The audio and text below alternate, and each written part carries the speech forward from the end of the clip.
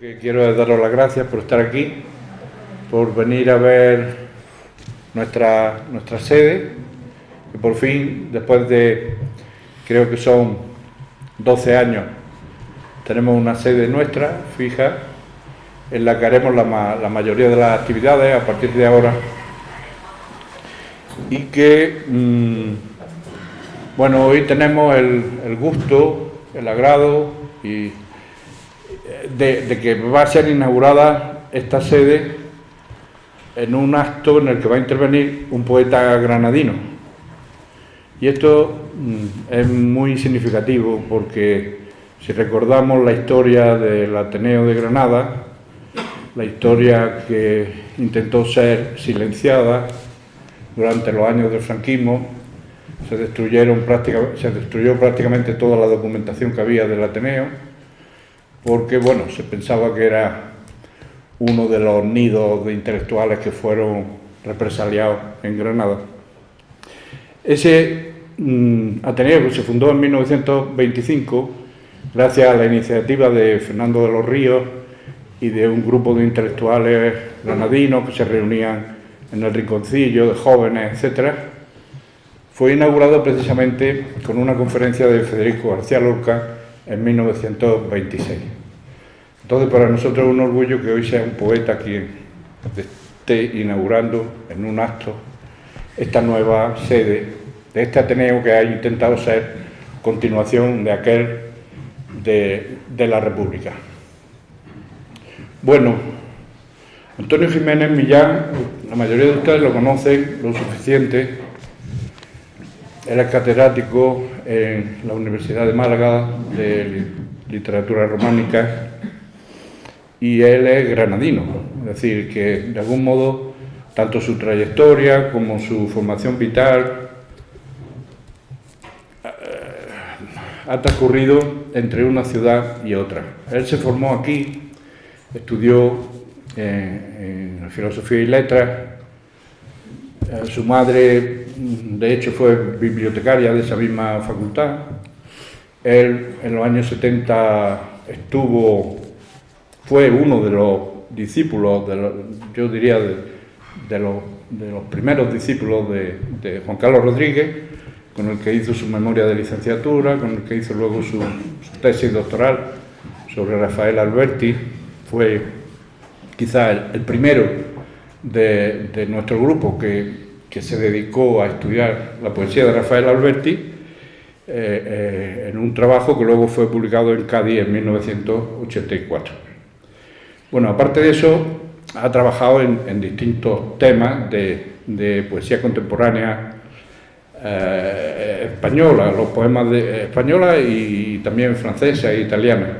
Los poemas de Picasso, por ejemplo, que publicó en 1983, Vanguardia e Ideología en 1984, Entre dos siglos, Estudios de literatura comparada en el 95, Promesa y desolación, el compromiso de los escritores de la generación del 27, Amor y tiempo, la poesía de Joan Margarit, poesía hispánica peninsular, en donde recogía artículos desde 1980 a 2005, y lo más interesante, a mi juicio, aparte de todo toda su valía académica, y lo que nos reúne aquí esta noche es su trabajo como poeta. Él empezó su trayectoria poética en Granada, publicó en primer lugar un libro en un volumen colectivo, un libro que se titulaba Predestinados para sabios, y que fue publicado en el libro La poesía más transparente, que publicamos en 1976. Después fue Premio García Lorca de 1974. No, 76. 76. 1976 por su libro Último Recurso. Después publicó Restos de niebla.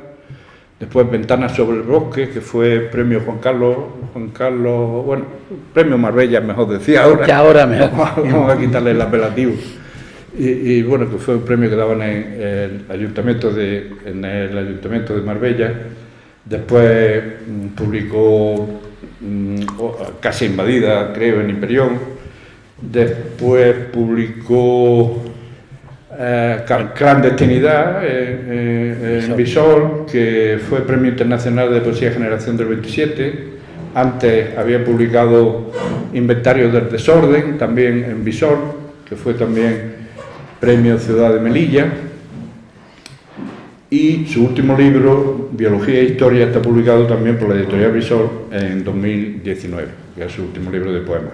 Le han hecho varias antologías de su obra. La mirada infiel, que yo recuerde, tuvo dos ediciones, y últimamente publicó una antología, Ciudades, de sus poemas de 1980 a 2015 en la editorial Renacimiento.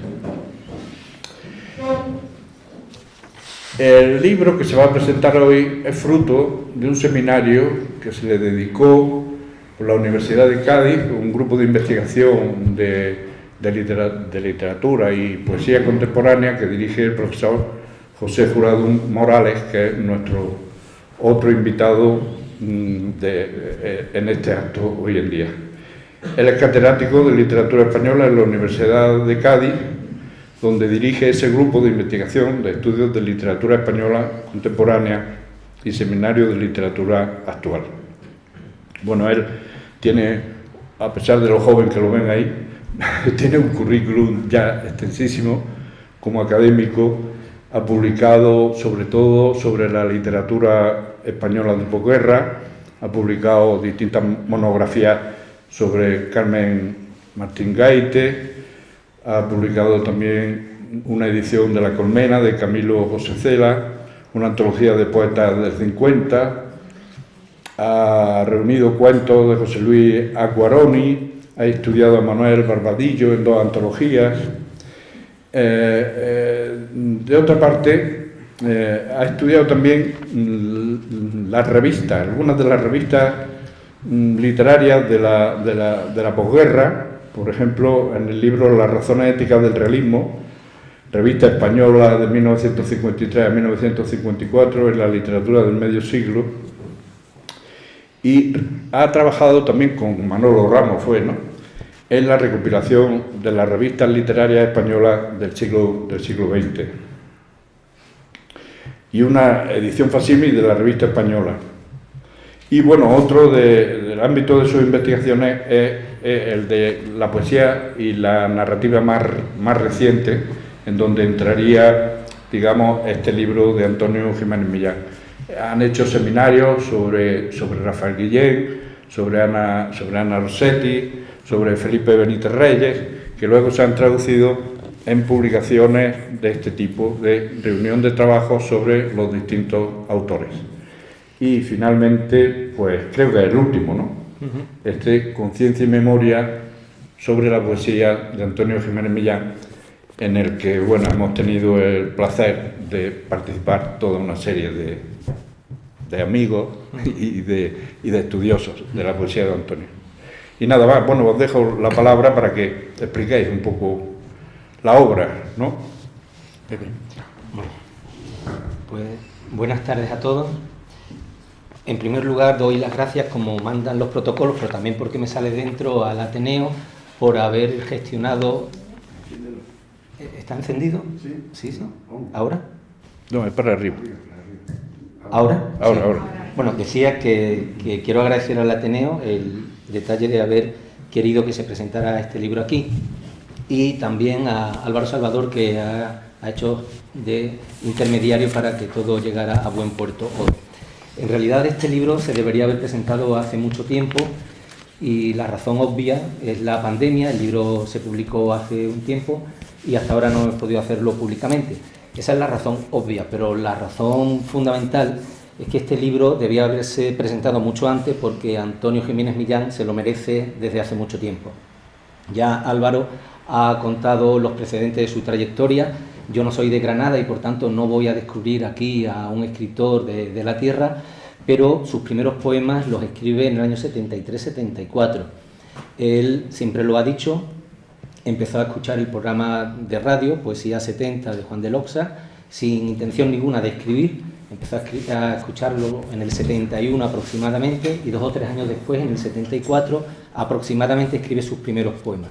Si estamos en el 2021, estamos hablando de una trayectoria de 50 años de dedicación a la escritura, y por tanto ya va siendo hora de que le reconociéramos con un libro o con cualquier otro artefacto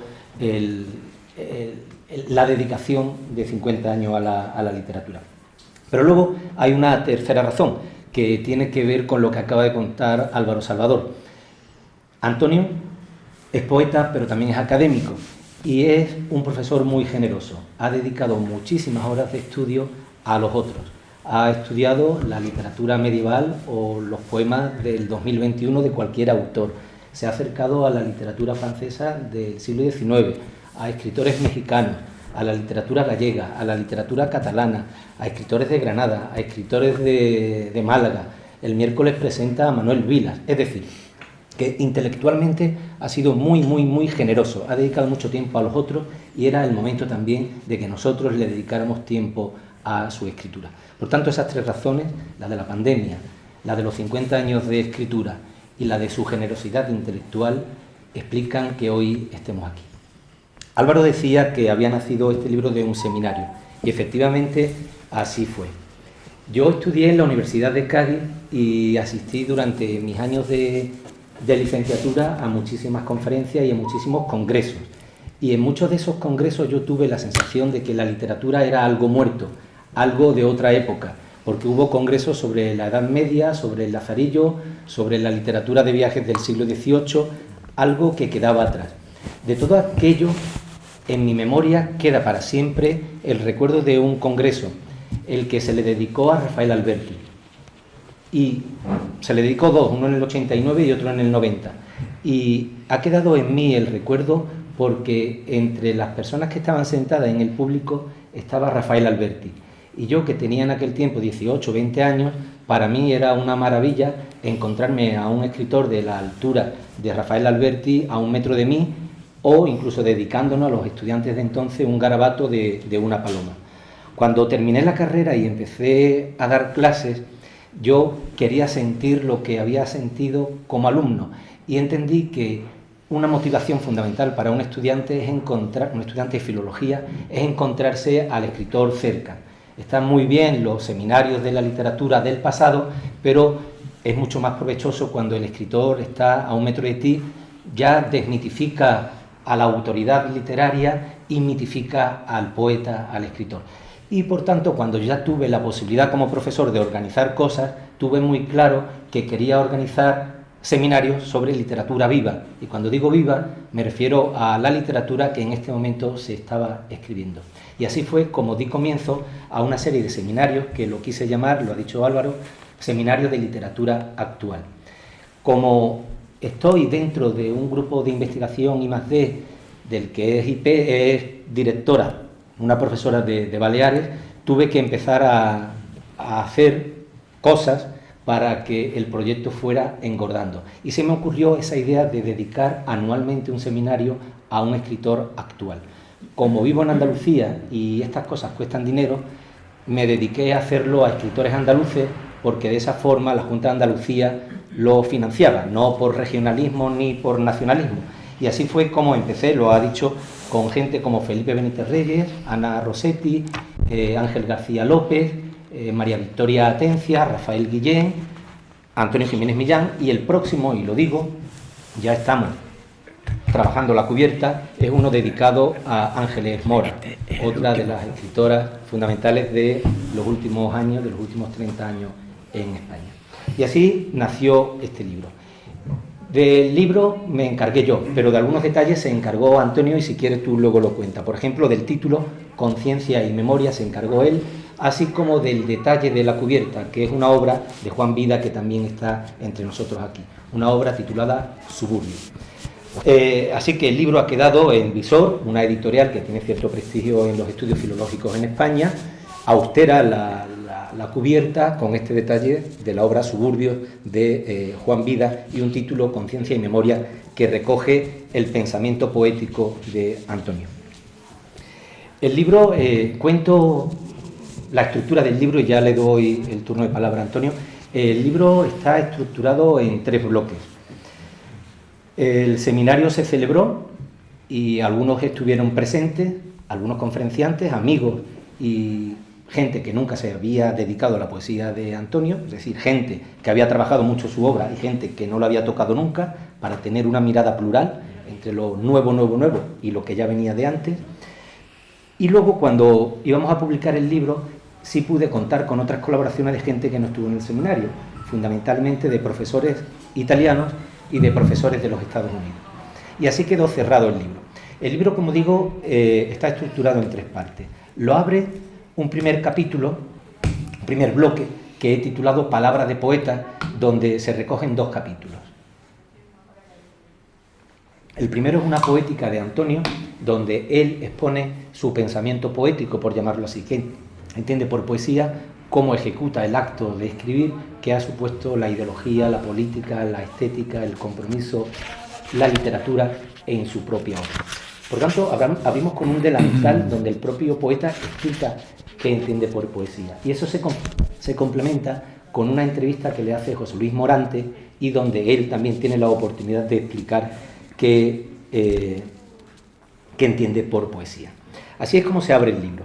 En segundo lugar viene un bloque que he titulado Miradas al conjunto, porque son 5 capítulos en los que los autores hablan de forma general, de forma global, de toda la trayectoria de Antonio.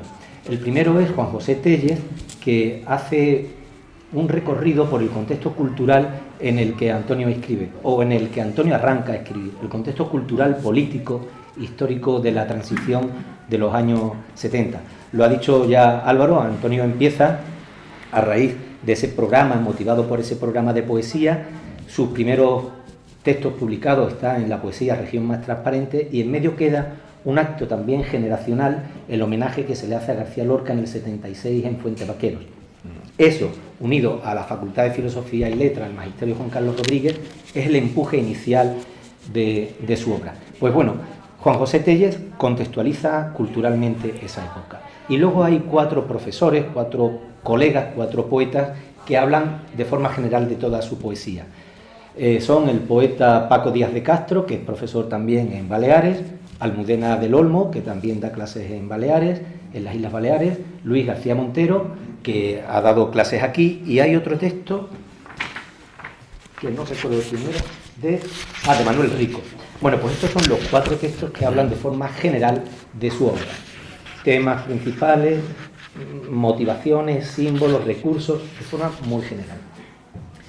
El tercer y último bloque lo he titulado El poeta libro a libro, y aquí ya lo que hago es un recorrido por toda su trayectoria, pero con un sentido diacrónico y cronológico. Ver libro a libro qué ha ido aportando Antonio. Y lo primero que llama la atención es que Antonio Jiménez Millán publica un libro aproximadamente cada 8 años, 7 u 8 años. Eso indica la tranquilidad con la que se toma no ya la escritura, sino la publicación, y cómo depura, hasta que no pasan 7 u 8 años, entiende que ya tiene un librito para publicar. Bueno, pues aquí igual algunos poetas y profesores se dedican a estudiar sus libros. Esos primeros libros, que nacen del colectivo 77, y lo ha dicho también Álvaro, Último Recurso y el de Restos de Niebla, son estudiados justamente por Álvaro Salvador, uno de sus amigos más antiguos, aquí en la Granada literaria de los 70, es el que abre este bloque. Y luego lo continúa otro profesor que está aquí hoy con nosotros, Andrés Soria, que se dedica a analizar una antología que se publica en el 87, La mirada infiel, y a reconstruir qué ha sido la trayectoria de Antonio desde el 76 hasta el 85. Ese es el arranque de este bloque. Y luego, cada uno de sus libros son estudiados por otros profesores. El siguiente libro, Ventana sobre el bosque, que es del 87, tiene un fundamento amoroso, tiene un diálogo con el romanticismo, y esto lo estudia muy bien una profesora de la Universidad de Cádiz, Olga Rendón, y un profesor de la Universidad de Córdoba, Blas Sánchez Dueñas. El siguiente, Casa invadida, tiene 2 estudiosos, uno de lujo, Juan Carlos Rodríguez, y otro que será un futuro lujo, Luis Bagué Quílez.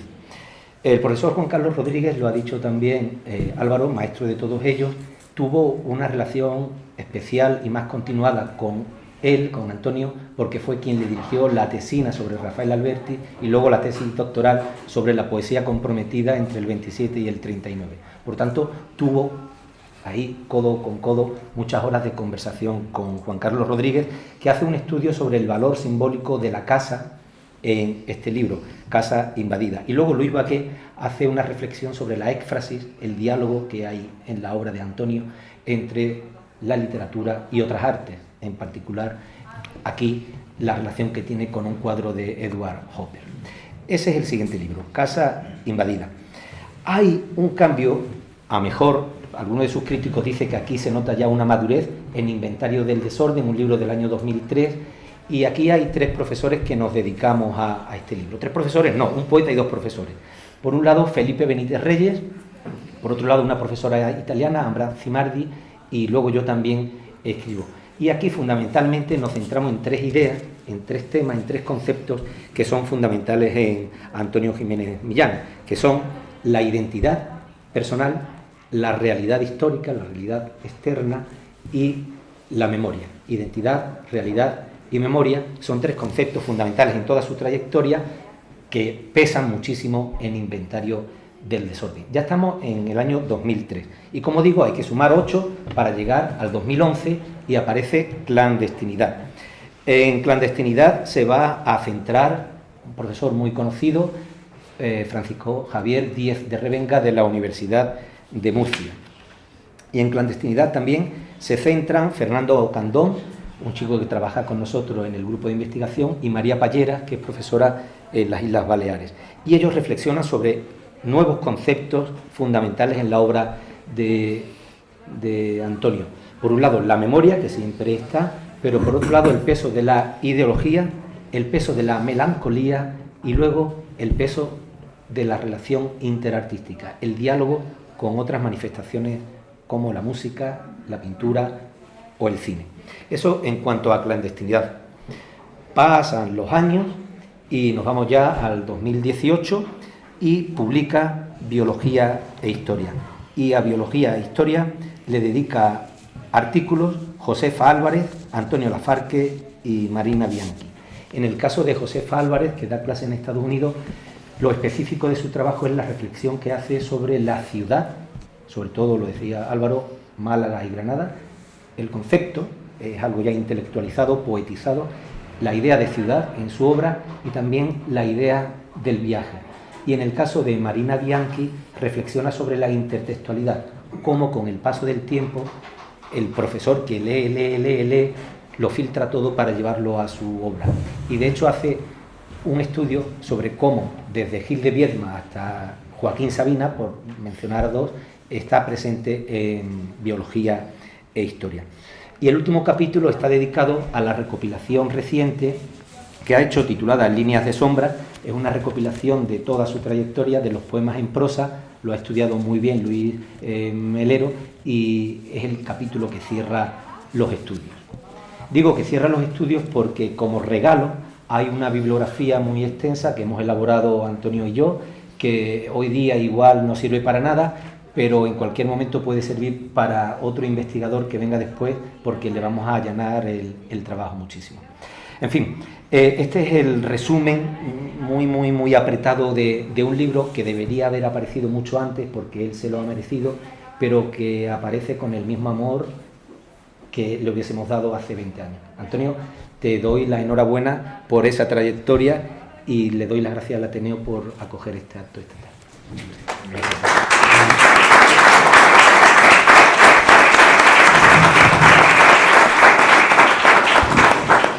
¿Se oye bien?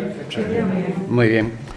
Bueno, yo voy a empezar naturalmente también agradeciendo primero al Ateneo de Granada que nos haya permitido presentar aquí este libro, y a Álvaro en particular, que se ha ocupado de todos los detalles. Por supuesto, al profesor José Jurado Morales, que se ha desplazado expresamente desde Sanlúcar de Barrameda a Granada, que es un viaje bastante serio, ¿no?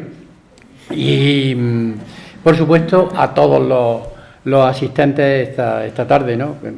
La verdad me sorprende este lleno. Yo, la verdad, no sabía hasta hace poco que hoy se inauguraba una nueva sede del Ateneo. Es decir, para mí la verdad es que es un honor. Y el viernes pasado en Málaga, que Andrés Soria Olmedo vino a dar una conferencia sobre Federico García Lorca, sobre justamente la conferencia Sketch de la nueva pintura, que fue la que dio Federico García Lorca en 1926 para inaugurar aquella sede antigua del Ateneo, que parece que estaba por la calle Varela o por la zona del Realejo. Es decir, doble honor, ¿no?, el que yo inaugure hoy esta nueva sede del Ateneo, a la que por supuesto le deseo larga vida y mucho mejor final que aquel otro. Sí, sí. Bueno, hablando ya directamente del libro, bueno, como Pepe Jurado lo ha explicado perfectamente, paso a paso, y justamente este libro es el resultado de un seminario que se hizo en Cádiz, ¿no?, dentro de una línea de investigación sobre literatura andaluza. Yo había colaborado en 2 ediciones anteriores que él había hecho sobre María Victoria Atencia y sobre Felipe Benítez Reyes, y entonces un día me llamó y me dijo que me quería dedicar a mí el siguiente estudio, seminario, ¿no?, que luego se traduce en un libro. Yo, claro, por mí encantado. Yo recuerdo que pasé unos días espléndidos en Cádiz en octubre de 2019, una época pre-COVID, con lo cual estábamos todos allí por las terrazas, felices, estupendamente, y por los bares sin mascarilla y sin nada, ¿no?, todos felices y contentos. Y yo recuerdo, claro, eso sí, que no me perdí ni una de las intervenciones. Yo estaba allí desde por la mañana oyendo, con una sensación absoluta de extrañeza, eso os lo podéis creer, de oír hablar de mí. Es decir, porque claro, yo estoy acostumbrado a hablar de los demás, pero no, a que uno se siente allí y empiece alguien y otro y otro y otra a hablar de tus libros, ¿no? Y claro, es la sensación de extrañeza total. Pero me dijo María Pallera, que es la directora, ahora ya no lo es, pero sí lo ha sido durante mucho, y en ese momento lo era todavía, directora del grupo de investigación, me dijo una cosa muy significativa. Dice, mira, tú mientras no salgas como Claudio Rodríguez en Zaragoza, estamos todos tranquilos. Y es verdad, porque Álvaro se acordará de un congreso en Zaragoza que se hizo cuando, al año de la muerte, un año y pico de la muerte de Jaime Gil de Viedma, que el congreso se llamaba Jaime Gil de Viedma y su generación poética. Y resulta que, claro, asistían los miembros de la generación del 50, que ya se sentían minusvalorados por aquel título. Es como si dijéramos Antonio Jiménez Millán y su generación poética. Bueno, ¿y dónde deja a los demás? A la altura del betún. Pues claro, allí apareció Claudio Rodríguez en plan belicoso y algo subido de alcohol, ¿no? Y entonces había una conferencia y se levantaba él y decía, mentira podrida, pero así por la cara, ¿no? Y hablaba otro, mentira eso que estás diciendo. O sea, imaginaros el número, ¿no? Y entonces María Pallera me dijo a mí, dice, mira, tú mientras no hagas lo de Claudio, estamos, digo yo, en absoluto que va, yo estoy aquí, algunas cosas me sorprenden, aprendo mucho sobre, digamos, mi propia escritura, y algunas cosas realmente pues me resultan muy sorprendentes, ¿no?, algunas interpretaciones, pero muy bien. O sea, yo después la discuto, ¿no?, con el ponente o la ponente, y todos felices, estupendamente, ¿no? Luego el libro, pues claro, reúne ponencias, intervenciones de quienes estuvieron en Cádiz, Paco Díaz y Almudena, la propia María Pallera, Pepe Jurado, que además es el origen, la ponencia suya, es el origen de un libro que él ha sacado después, que se llama Soldados y Padres.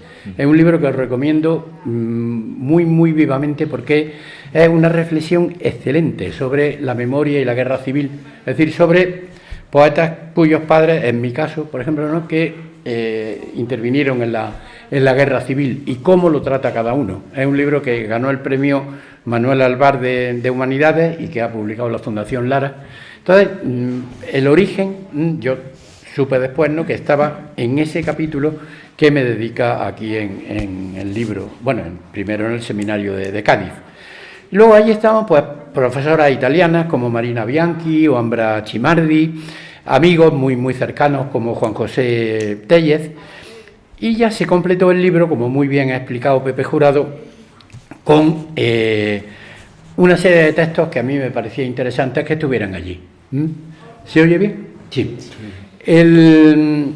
empezando, claro está, por Álvaro, que escribe sobre mi primera época, porque si yo me presenté al premio García Lorca y lo gané, finalmente fue por él, porque yo no tenía ninguna intención de presentarme. En el año 76 yo acababa de terminar la carrera, había sido alumno suyo de Hispanoamericana, yo le daba mis poemas así para que los leyera y tal, pero no tenía ni la menor intención. Y fue él el que me convenció de presentarme al premio García Lorca, que ante mi sorpresa gané, el premio de estudiantes del 76. O sea que es lógico también que él escribiera sobre esa etapa inicial, ¿no? Igual que Andrés, compañero mío de familia y además compañero de carrera, y que escribe sobre mi primera antología, El Maillot, en la primera edición de la Mirada Infiel. Después recupero el texto que escribió Luis García Montero para la antología Ciudades de Renacimiento, y luego pues está Felipe Benítez, está Manuel Rico, y hay un texto que yo tenía muchísimo interés en recuperar y que afortunadamente Ángeles Mora me ayudó a hacerlo. Y era el texto de Juan Carlos Rodríguez sobre Casa Invadida, que está en Dicho y Escrito, sobre los textos sobre la otra sentimentalidad, que se publicó en Hiperión, y que, claro, nosotros teníamos que haber escaneado, pero aquello era muy complejo, y precisamente Ángeles fue la que nos facilitó ese texto de Juan Carlos, que yo estoy, por supuesto, encantado de que aparezca aquí. Y además me alegra mucho de que el siguiente libro de esta serie sea precisamente dedicado a Ángeles, donde hemos colaborado también gente muy cercana, y bueno, yo creo que es absolutamente merecido y justo, ¿no?, que se le dedique a ella. Y bueno, pues luego está, claro, la poética que yo hice, de la que ya ha hablado Pepe Jurado, una entrevista que recuperé con José Luis Morante. Pues no sé, para mí también es importante, ¿no?, esta presentación, este dibujo que recuperé de Juan Vida. Es un cuadro de 1987 que se titula Suburbio, y que yo creo que conecta muy bien, ¿no?, con los ambientes urbanos en los que más o menos se mueve mi poesía. Entonces yo creo que encajaba ahí perfectamente, y yo creo que da una portada. Yo estoy contentísimo de los últimos libros, yo creo que además los he publicado, aparte del premio que sea, pero en la portada negra de Visor los cuadros de Juan funcionan espléndidamente bien, ¿no? En Clandestinidad, por ejemplo, hay uno maravilloso, ¿no? Aquí también. Luego ya, claro, en la colección Palabra de Honor ya el diseño es suyo, es otra historia, pero también intervino además con un retrato que luego me regaló. Y en Juan Caballos también, efectivamente, exactamente, en Línea de Sombras. La portada es tuya también, o sea que fenomenal. Y pues nada, decir que yo, por supuesto, estoy encantado, ¿no?, de que este libro se haya publicado. Podríamos haber hecho una presentación online desde el Ateneo, se han hecho algunas, ¿no? Pero yo no sé, yo prefería esperarme, y Pepe yo creo que también, y hacerlo presencial, pero es una cosa que no tiene nada que ver, de la frialdad, ¿no?, de la distancia a la cercanía que tenemos aquí esta noche, ¿no? Nada, no tiene ni comparación. Así que encantado y muchísimas gracias a todos. Yo lo que voy a hacer es no tanto hablar del libro, sino que, bueno, hablar un poco de lo que Juan Ramón Jiménez llamaba la obra en marcha. Bueno, yo no tengo abuela, como veis. He hablado antes de Lorca, ahora hablo de Juan Ramón. ¿Para qué compararse con tonterías, no? Se ha compuesto ya, pues nada. Y bueno, de esa obra en marcha, digamos, pues como todos los libros anteriores los he presentado aquí, lo que voy a hacer es leeros algunos poemas, no muchos, no os asustéis, del libro inédito, un libro inédito que de momento se llama Noche en París, pero que no estoy muy seguro de si se trata de un libro o de dos. Pues Pepe Jurado ha dicho muy bien que yo tardo como 7 u 8 años, ¿no?, en publicar un libro, y en este caso, pues la verdad es que no lo sé porque es que no sé si hay uno de poemas en prosa que se iba a titular originalmente Noche en París, y otro de poemas en verso, que fueron surgiendo sobre todo en la época de la pandemia. Había algunos anteriores, de 2018, pero la mayoría surgen a partir del año del confinamiento de la primavera de 2020. Uno de los anteriores es este, que se sitúa en Granada, se llama Una visita a la Alhambra, 1991, y es una visita que hicimos Luis García Montero y yo con Joan Margarit, y su mujer y su hija, Joana, que iba en una silla de ruedas, ¿no? Y lo curioso es que la anécdota que da un poco origen al poema es que se trataba de una visita a la Alhambra al lado de un arquitecto. Entonces es el arquitecto el que nos explica a nosotros un poco la Alhambra y cómo debieron construirla en aquella época y qué errores tenían, porque de pronto se paró en el patio de Comares y dice, eso está mal hecho, eso, el estuco ahí lo han puesto como no sé qué. Dice, a este debió de regañarle, el jefe de la obra de los árabes, aquellos debió de darle caña, ¿no? Una visita a la Alhambra. Recuerdo aún el frío en la mañana de diciembre. Los grupos de extranjeros alrededor del guía eran aves de paso entre los surtidores y el estanque, donde se reflejaba un cielo gris. Algo dijiste sobre un muro del patio de Comares. A quien lo construyó debió de regañarle el jefe de las obras. Nunca lo hubiéramos pensado. O es que quizá la imperfección no se notaba tanto como ahora. Más que la solidez, buscaban una levedad sin tiempo, el roce de la arena, la presencia del agua. Vuelvo a escuchar aquel rumor de voces lejanas como un río subterráneo. Por un instante vuelvo a ver la sonrisa de Joana en su silla de ruedas, su trayecto difícil por esos desniveles que surca el agua helada, junto a los arrayanes y los mirtos. Y puede que aquel muro débil, mal acabado, se parezca a la imagen que guardamos en la fragilidad de la memoria, el color desvaído de unos ojos, aquella luz abstracta de diciembre. También anterior, de los primeros cronológicamente de este libro, es otro que se llama Diciembre, el balneario. El balneario, si conocéis Málaga, es un sitio que hay, los antiguos baños del Carmen, en la zona de Pedregalejo. Pues ahora se conoce, el bar se llama el balneario, ¿no? Yo le he dedicado varios poemas, pues, entre otras cosas porque cuando me fui a Málaga me tiré 2 o 3 años viviendo enfrente, lo tenía todos los días allí, la playa de los Baños del Carmen, y entonces para mí es como muy sugerente en todos los sentidos. Lo curioso es que un fotógrafo se hizo en un libro, ¿no?, de poetas que escogían un lugar de la ciudad, ¿no? Yo escogí este y el fotógrafo me citó a las 9 de la mañana, que es una hora absolutamente introspectiva para mí, porque yo a esa hora normalmente no existo, ¿eh? Pero por la luz y todo eso me dijo que a las 9 de la mañana, en un festivo, era como el día de la Inmaculada, ¿no?, en diciembre, ¿no?, pues me citó allí a las 9, estaba yo como un clavo. Diciembre, el balneario.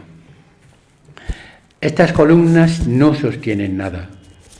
Tal vez la levedad del aire frío que llega de levante y nos descubre otro perfil más claro en la distancia de la ciudad que duerme.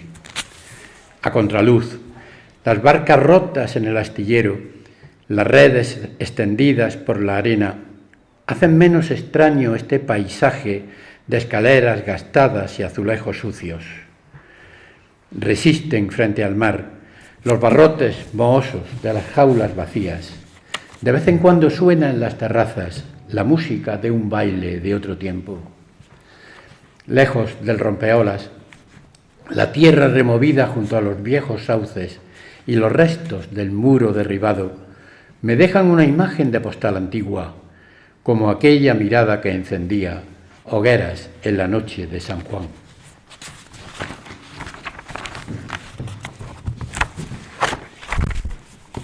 Este poema se lo quiero dedicar a mi amigo Juan, en especial, porque nunca lo he leído en público y trata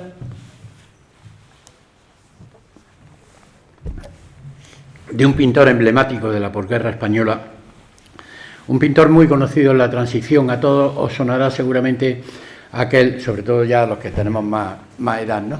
Aquel cuadro del abrazo de 1976, que estuvo durante mucho tiempo en los sótanos del Reina Sofía, pero que también en aquella época apareció en un montón de publicaciones, incluso de carteles. El pintor se llamaba Juan Genovés y murió en el año 2020. Yo le escribí este poema. Nunca vi en sus ciudades esta luz que ciega al recorrer un laberinto de casas blancas, yedras en los muros y bugambillas rojas frente al mar. Y sin embargo, desde esta soledad llega más limpio el ruido ardiente de la multitud, mezclado con sirenas y señales de alarma. La gente se dispersa entre los gases. Son mínimas figuras que rompen el asedio. Se mueven sobre líneas cruzadas de un espacio gris, vigilante y negro en superficie. Qué remoto aquel tiempo y qué cercano, como un gesto de solidaridad. Sube por estas calles, entre sombras inciertas de cipreses y araucarias.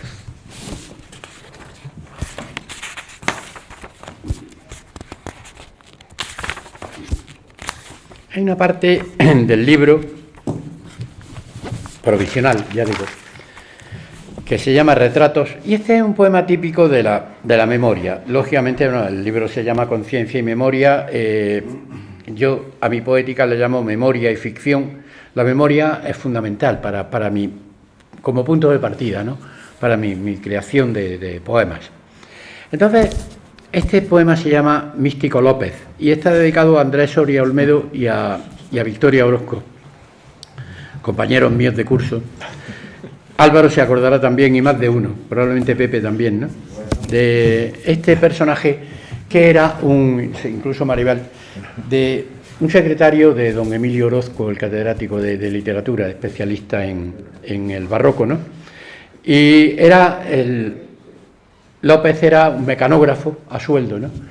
Que pasaba las tesis doctorales porque la gente se lo encargaba, pero las cambiaba a su gusto. Sí. Y a don Emilio también. Y a don Emilio. Entonces, yo recuerdo, ¿no?, en mi época de estudiante de la Facultad de Puentezuela, este era un personaje. Es decir, nosotros hablábamos, salíamos allí, subíamos a donde estaban los despachos a hablar con él, ¿no?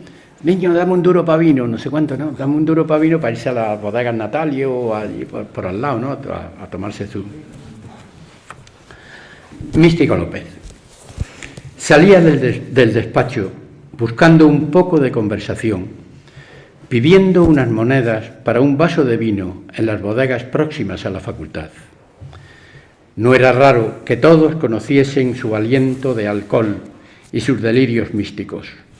Tan cerca de Teresa de Jesús, la niña, le decía, la inspirada, y tan lejos de Ignacio de Loyola, hablaba con fervor de Juan de Yepes, a quien quisiera oírle, y después una ristra de motes que ponía a sus jefes, el sheriff, Sandokan, el virginiano, entre el sarcasmo y la admiración.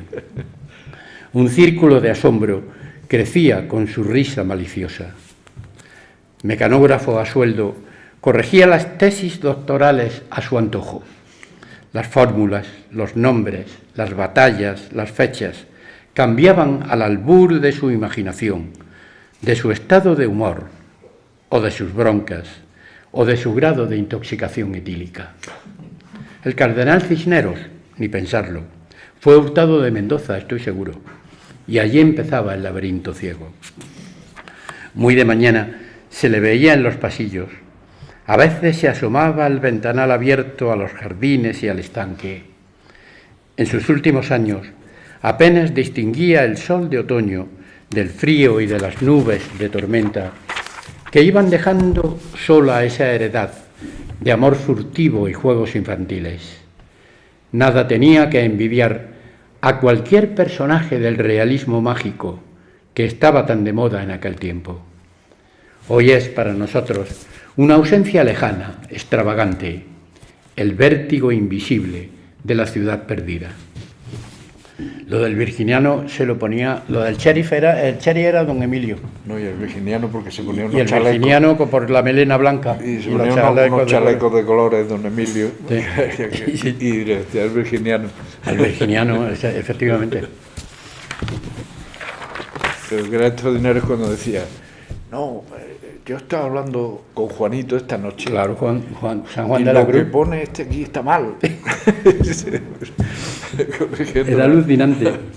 Corregía las tesis doctorales, o sea, pero todas, o sea, las de literatura, las de matemáticas, absolutamente todas, ¿no? Lo que se le ocurría.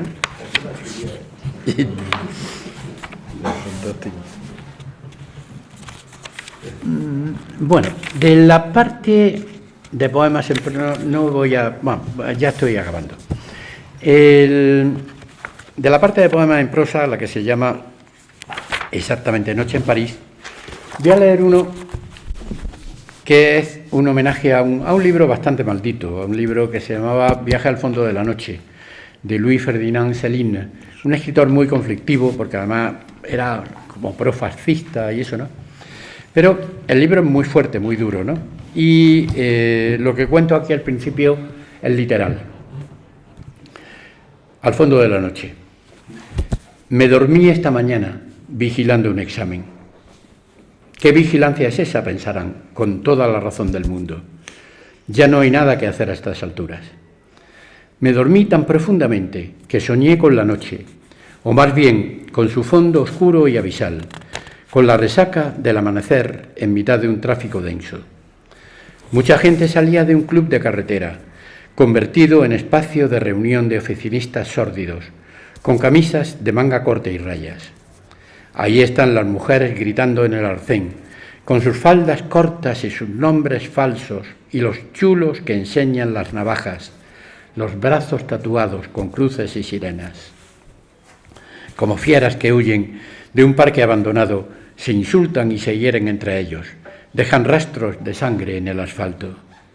No tengo que esconder la repulsión ante este cuadro infame, pero hay algo que me impide moverme. De repente, suena ronca la voz de Louis Ferdinand, que acaba de volver de Dinamarca. Despierta de una vez, mira cómo se copian los cabrones. Eso es cierto, totalmente. En un examen de septiembre, de esos con mucho calor y con muy poca gente en la clase, ¿no? Había 4 o 5 y me quedé frito. Pero así, ¿sabes que se queda uno así? ¡Prum! Y hostia, que es todo un examen. Cosas de la edad. Y mi reacción ante la pandemia inicial fue escribir sonetos. Hay una sección del libro que se llama Fragilidad. También comentábamos que tiene bastante que ver con algunos cuadros de mi amigo Juan. Os voy a leer el primero. Fragilidad. Un cuadro de ventanas encendidas es la ciudad que mira en duermevela los espacios vacíos. Tantas vidas laten en su interior, siguen la estela del viento por las frías avenidas y las playas sin nadie. Sobrevuela un espectro por aguas detenidas, la espesa sombra de la noche en vela. La soledad se ampara en el papel frágil de la memoria. Ya no cuenta ese silencio oscuro y astillado.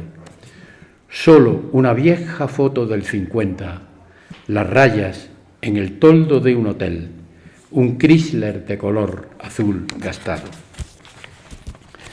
Y el último, que es el último del libro. La parte final se llama Sentimental Mood, como el tema de Duke Ellington. Y es un repaso, ¿no?, de historias, de mi propia historia sentimental asociado a la música. Hay momentos que se asocian clarísimamente a una música. Pero voy a leer el último, que es una recuperación del mito. Yo lo hago de vez en cuando, ¿no? Sobre todo lo hice en el libro Clandestinidad, ¿no? Con el mito de Circe o el mito de Helena, ¿no? Aquí es el Hades, la profundidad.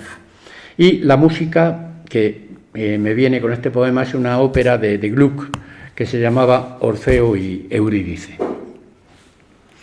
En aquella hondonada preguntó por el Dios del inframundo, el Dios que entre tinieblas se alimenta del miedo de los hombres. Fue sorteando obstáculos, transitó por oscuras galerías, le abrieron puertas sin que nadie apareciese, ni siquiera el temible cancerbero. Luego escuchó una voz, pero no pudo ver ninguna cara. Una voz que le iba recordando las huellas indelebles de la vida anterior, lejanas aventuras, simulacros, cuerpos de gasa que el placer inventa y algunas despedidas. Hades también le dijo: aléjate de aquí, no vengas a buscar a las amantes que perdiste en la tierra, sin duda te olvidaron. Por último, el Señor de los infiernos le dio un consejo práctico: no mires hacia atrás. Muchas gracias.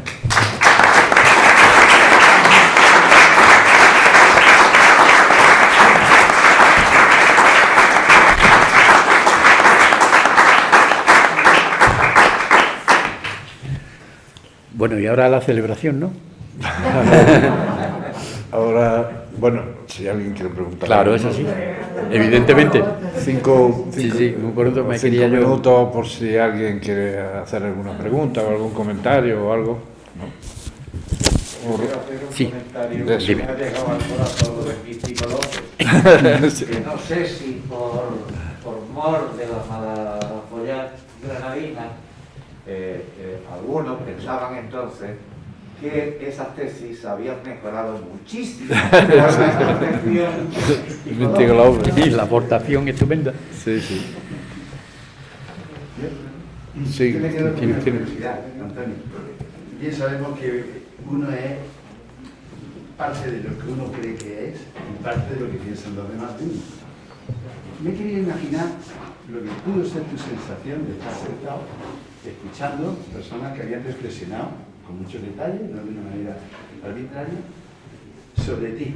Y los que te conocemos tu obra, pues sería curioso que nos contaras, si te parece bien, tiene una intimidad muy, bueno, no muy confesable, ¿qué fue lo que más te sorprendió de lo que dijeron de ti? ¿Y qué cosas dijeron de ti que tú no tenías conciencia o que no estabas de acuerdo? En fin, no sé si entiendes lo que te quiero decir. Y yo creo que aquí estamos muchos amigos tuyos, sí. y lo que nos cuentes de eso nos va a servir también para hacernos una idea.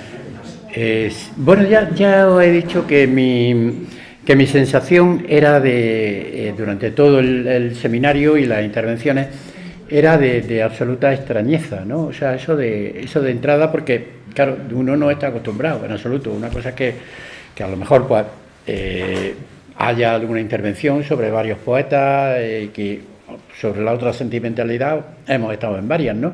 Pero hablaban de Álvaro, hablaban de mí, o de Quisquete, o de Luis, o de más gente, ¿no? Y bueno, tú estabas allí, pues vale, ¿no?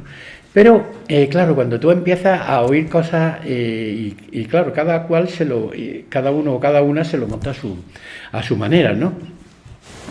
A mí sí, de las cosas que más me extrañaron, que más me chocaron así de entrada, y Pepe se acordará perfectamente porque ha hablado de ella, ¿no? Fue de una intervención sobre Ventanas sobre el bosque, ¿no? Donde, la de Olga Rendón, ¿no? Donde ella empieza a hablar de la cuestión del bosque como lugar de la mitología, como lugar de los cuentos. Claro, es verdad. Pero lo que pasa es que yo en el libro, no, o sea, mi libro no tiene nada que ver con eso. Yo digo, uy, esto por dónde va, qué cosa más rara. Claro, Ventanas sobre el bosque es literalmente el Bois de Boulogne, de París, donde, o sea, yo recuerdo un hotel, ¿no? El Hotel Concorde Lafayette, que daba justo al bosque de Bolonia. Entonces el poema escribí un poema largo que se llamaba así y pasó a ser el título del libro. Pero es literalmente el Bois de Boulogne.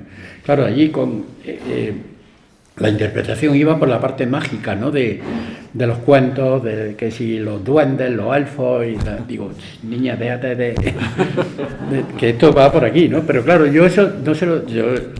luego ya, cuando acabó la intervención, por supuesto que la felicité y ya la cogí aparte, ¿no? Y le digo, mira, lo que pasa es que esto va por aquí y por allí, ¿no? Y incluso le puse después un correo electrónico ya ampliándole más detalles del libro, ¿no? Luego, ¿qué quieres que te diga? Hay muchas intervenciones sobre mis poemas, ¿no? Que hablan mucho de la nostalgia. No tanto. Es decir, yo creo que no hay que confundir la memoria con la nostalgia. Es decir, la nostalgia es cuando tú echas de menos una época. La memoria no, la memoria es implacable. Y yo me acerco mucho más a la memoria que a la nostalgia. Es decir, yo si hablo de estos personajes de Granada, ¿no? Es porque los tengo absolutamente vivos, los tengo tan presentes, ¿no? Que además además forman parte de nuestra historia, ¿no? Y yo diría que casi de nuestra forma de ser, ¿no? Como decía muy bien Pepe, ¿no? Es decir, es algo tan cercano a nosotros que merece la pena rescatarlo. Entonces, yo ahí disentía un poco, ¿no? De la cuestión de la nostalgia. Luego, pues claro, hay, como también ha dicho muy bien Pepe Jurado, hubo intervenciones que me relacionaban más directamente con la canción moderna, es decir, concretamente con Joaquín Sabina. Hombre, a mí me encanta la música y me encantan las canciones de Joaquín y nos conocemos, pero hay cierta diferencia, porque además hay mucha diferencia entre escribir un poema y escribir una canción. Claro. Escribir una canción no es nada fácil, y lo sabemos todos, ¿eh? Que eso es para echarla de comer aparte. Y eso tiene su mérito también. El saber escribir canciones es otro tema, ¿no? Entonces, bueno, quizá por ciertos ambientes nocturnos e incluso suburbiales, puede que sí, ¿no? Pero a mí me chocaba un poquito, ¿no? Pero, bueno, en general, pues yo creo que no me salvó esa sensación, ¿no? De extrañeza ante el hecho de que hablen de ti, ¿no? Tampoco hubo intervenciones así que yo dijese que iban muy descaminadas, ¿no? O sea, no llegué a lo de Claudio, de esa mentira, con esa voz que tenía quebrada, ¿no? Mentira, padrina, todo eso que dices, mentira. Joder, imagínate, ¿no? Yo recuerdo a Laureano Bonet, que era un catedrático de Barcelona, el pobre allí, muy tímido, ¿no? Y estaba allí hablando sobre la revista Laye, y le salía en medio de la conferencia, ¡mentira! Pobre. Eso ya sí que es poner a alguien en un compromiso, ¿eh? Bueno, más cosas que queráis. ¿Alguien más quiere comentar algo? Bueno, pues entonces pasamos a la celebración. A la celebración.